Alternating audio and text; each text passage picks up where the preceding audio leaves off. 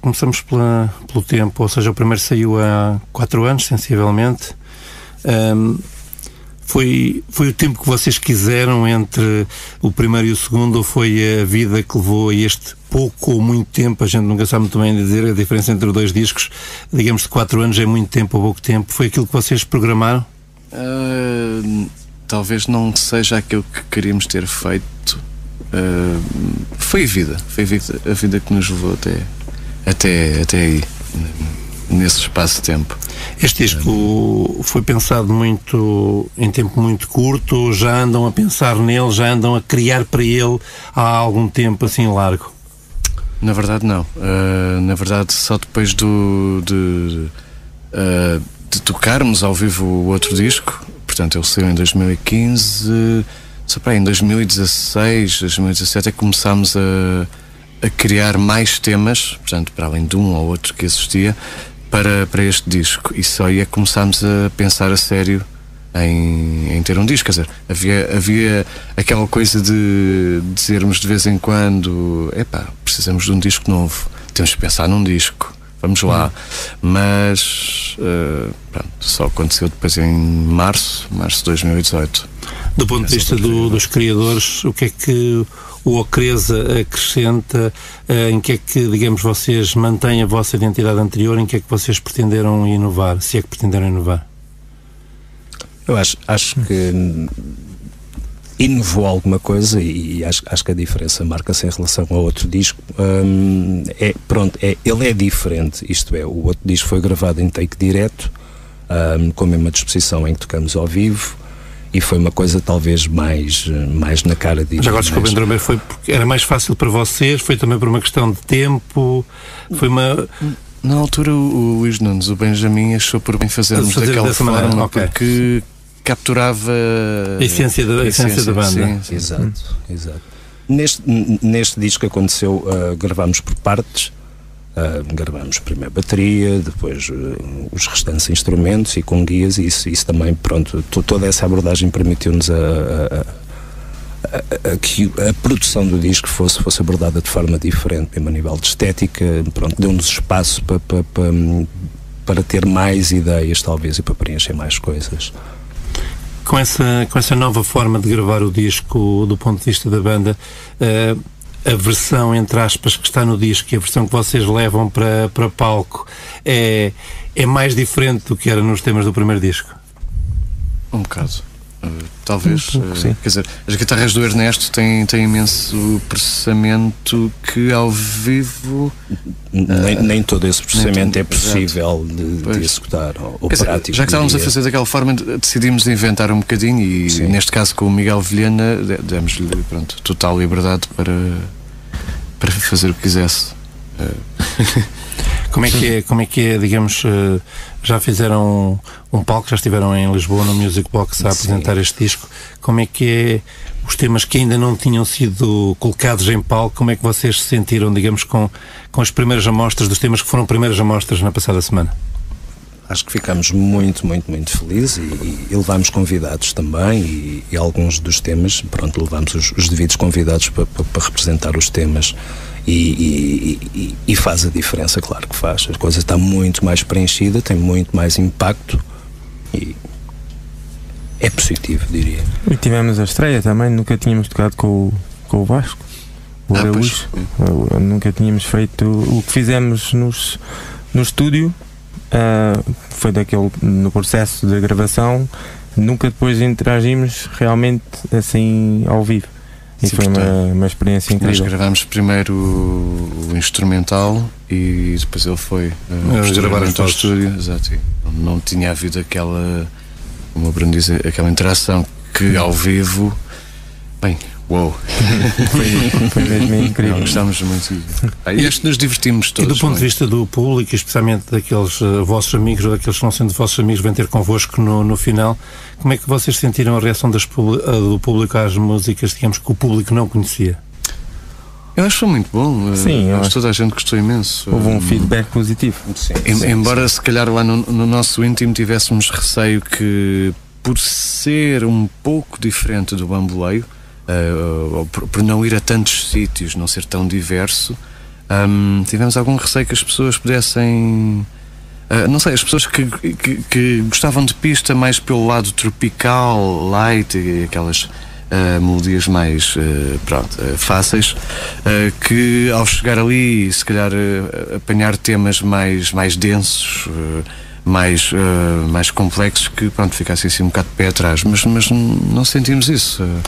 Depois destas apresentações, digamos, públicas do álbum, em que obviamente o foco é muito maior no segundo, neste resto de 2019, nos concertos para 2020 que vocês estão a pensar, como é que vocês vão equilibrar os dois discos? 50-50, não?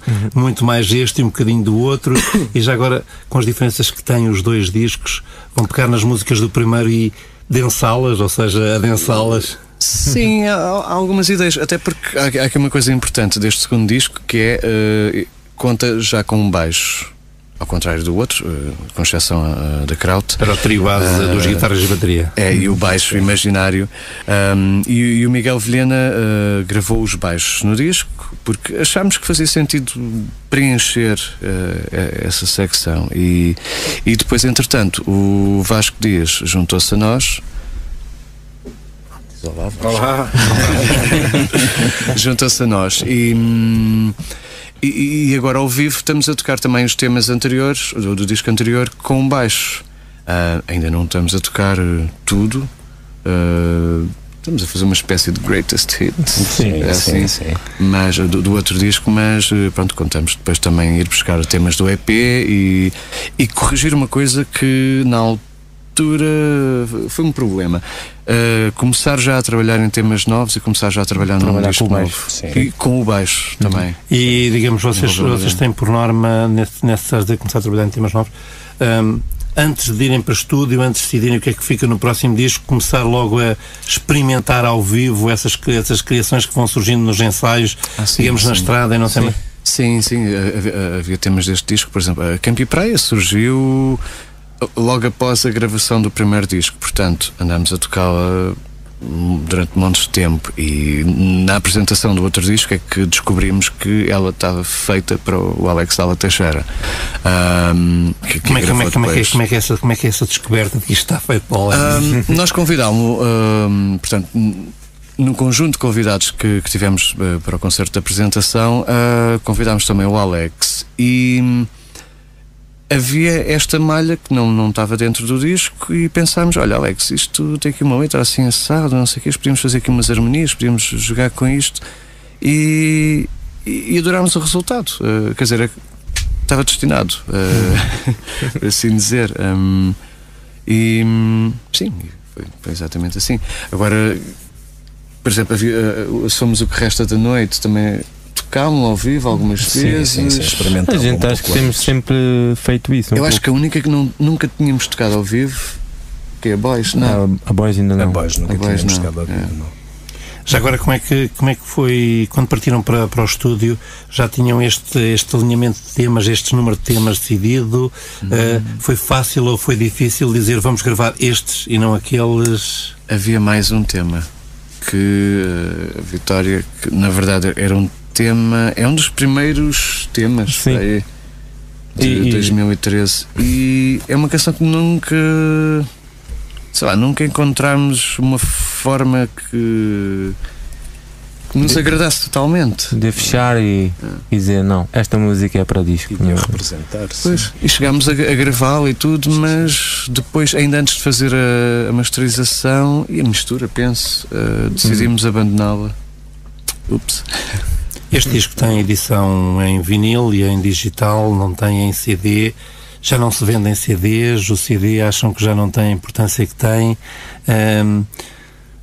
Adoram o vinil, eu sei que alguns de vocês adoram vinil, mas há alguma razão especial para ter estes dois formatos, digital e vinil? Eu acho que, enquanto objeto, o vinil é rei. O CD é uma solução também, até porque o vinil é caro, mas na minha ótica, pelo menos, já que se trata de um formato digital, acho que é preferível ter a edição digital online, etc. E se as pessoas quiserem depois replicar para ter numa aparelhagem, ou que seja, também é facílimo gravar para um CDR ou assim. O vinil é a melhor representação. Tem uma capa grande e basicamente é uma escultura em vinil da música. Exato. Não há melhor representação. Há meio ano atrás, quando começaram a mostrar este disco, penso que o Galapinhos foi o primeiro tema que veio cá para fora. Como é que é escolher um single? Como é que é escolher um tema para mostrar primeiro que os outros? Especialmente para quem não conhecia alguns destes temas do palco. Como é que é dizer, vamos ter um disco novo e um dos temas do disco novo é este? São vocês? São os vossos amigos? São as pessoas que gravam convosco? Como é que é escolher o single? É um bocadinho entre todos, assim. Sim, mas até costuma ser bastante óbvio. Quer dizer, mais ou menos. A Galapinhos para nós era. Tinha que ser o primeiro tema. Saiu antes do verão e. Sim. Abril, acho eu. Abril, sim, final de abril. E. Quer dizer, embora tivesse um bocado colado à estética do musical do Bamboleio. Às vezes, para alguns artistas, é um bocado assim, é a ponte entre o primeiro e o segundo. Sim. Não, e para nós também era o tema mais orlhudo, mais fácil, não sei. Pronto. Foi uma escolha assim baseada no ok, vamos dar este tema que é assim mais fácil. Mas, por e agora o Campo e Praia? A Campo e Praia também é muito orlhudo, só que a Campo e Praia tem um problema. Nós na altura estávamos indecisos entre o Somos o que Resta da Noite e a Campo e Praia. Por um lado, Somos o que Resta da Noite espelhava melhor um outro caminho musical, que em parte era o nosso objetivo também, dizer às pessoas, ok, olha, nós agora também estamos mais nisto, somos isto também. E a Campo e Praia, pronto, quem foi aos concertos já a conhecia, etc. Mas também por contar com o Alex Salva Teixeira e por ser o segundo tema mais orlhudo, digo eu. Pronto, lá decidimos que não, tem que ser agora. Em novembro vão até a Espanha, vão até a Sevilha. Expectativas, ou seja, penso que é a primeira vez que tocam fora do país, não sei. É a primeira vez. Sim.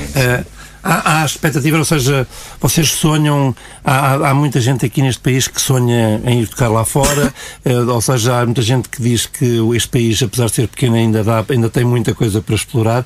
O que é que, ou seja, surgiu a oportunidade e vocês agarraram, como é óbvio, mas expectativas que vocês têm com esta passagem por Sevilha?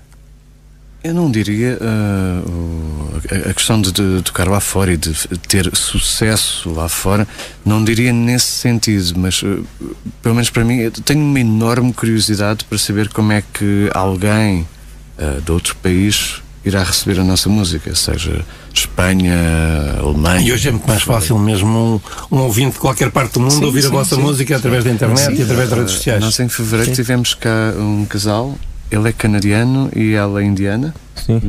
Quando lançámos o Bamboleio, ele esteve cá em Lisboa, viu-nos a gravar um vídeo para o Balcony TV, ou o que é que era, e ficou fã, ficou a seguir aquilo à distância. Entretanto, a relação deles iniciou para aquela altura.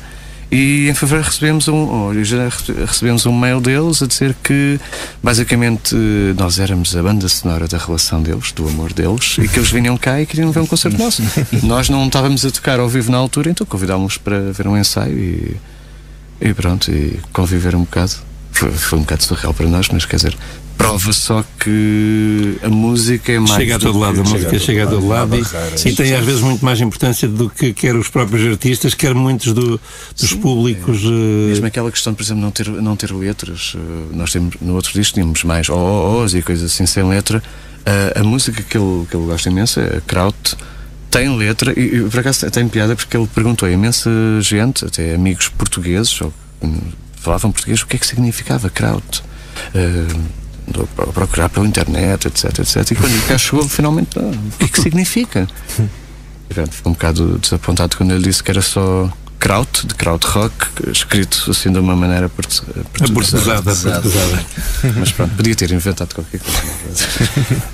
Para além destas apresentações do disco, para além da passagem por Sevilha, próximos tempos, coisas que já possam ser anunciadas.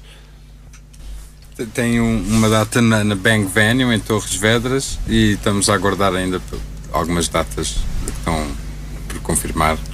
Agora, digamos, a base é o formato quarteto. Sim. Os convidados só para uma ou outra ocasião, ou seja, mais próximo de Lisboa, e a gente percebe essa questão.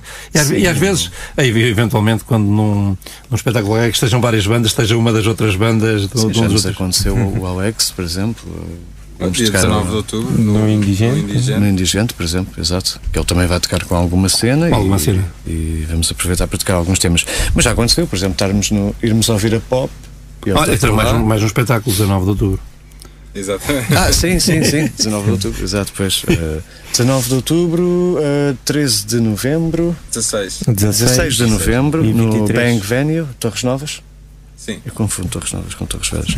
E 23 de novembro no Monkey Week. E depois há aí coisas. Em termos de banda, já falaram há pouco, digamos, de começarem já a pensar no terceiro.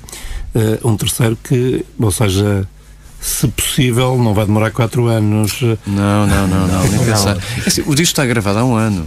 Aliás, foi gravado em março e depois as vozes, foi tudo terminado, sei lá, início do verão passado. Meados do verão passado já estava resolvido. Só que depois há a questão, ok, queremos fazer vinil e dinheiro. Não é assim tão barato quanto isso. E na altura até discutimos outras hipóteses, para além do CD, sei lá, a lançarmos um formato digital através de um código, mas com um objeto. Falámos de um disco em acrílico, por exemplo. Já houve desde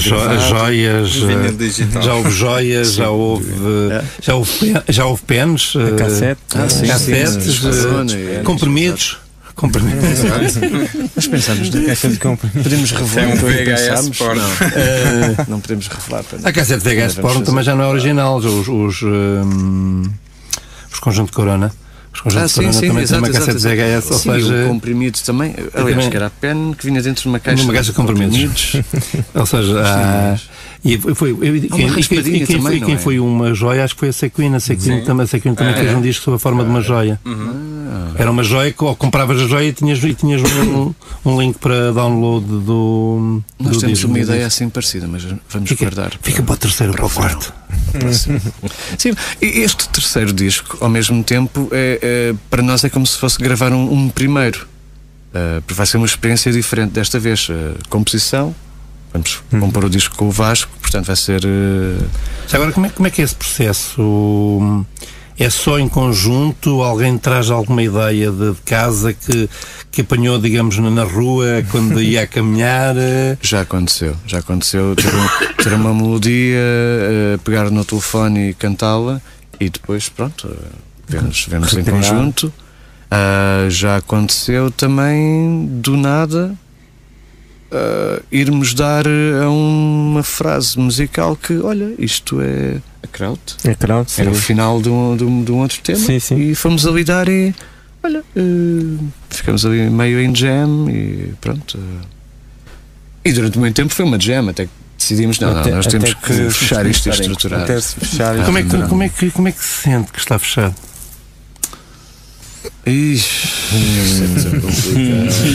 Na verdade, o que é que está fechado? Quer dizer, fechado para o disco, porque depois em termos de ao vivo está sempre aberto, se vocês quiserem. Certo. Se pudéssemos regravávamos vários temas todos os anos.